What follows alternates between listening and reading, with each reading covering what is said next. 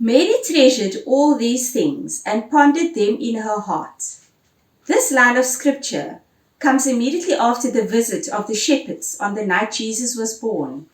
This is the same Mary who 9 months earlier arose and went with haste to visit Elizabeth.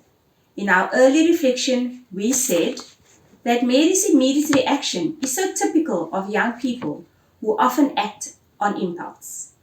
But here we encounter Mary, a year later, her reaction to the visit of the shepherds and the Magi shortly afterwards.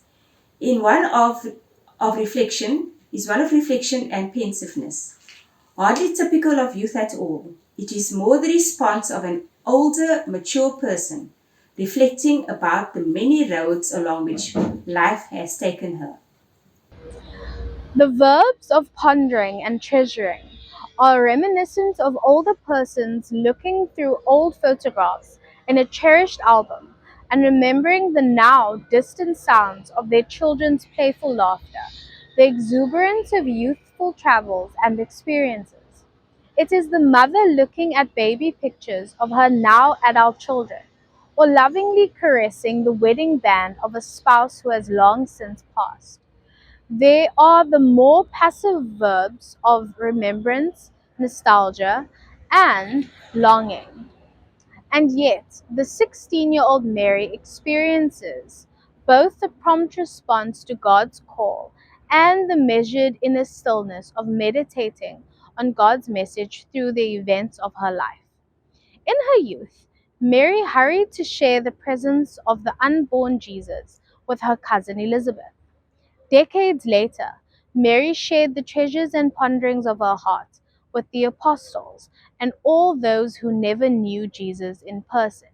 We can almost imagine Mary in her 50s telling John and the evangelist Luke stories of Jesus' conception, birth, childhood, and ministry.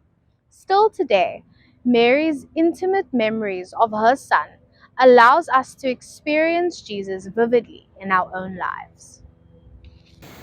On this final day of preparation for the Feast of the Assumption, let us pause.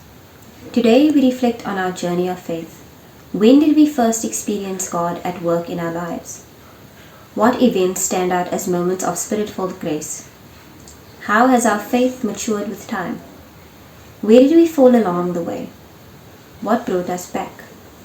Today our prayer is to take a few minutes to thank God for His presence in our life. Sit with Mary, treasuring and pondering these things in your heart.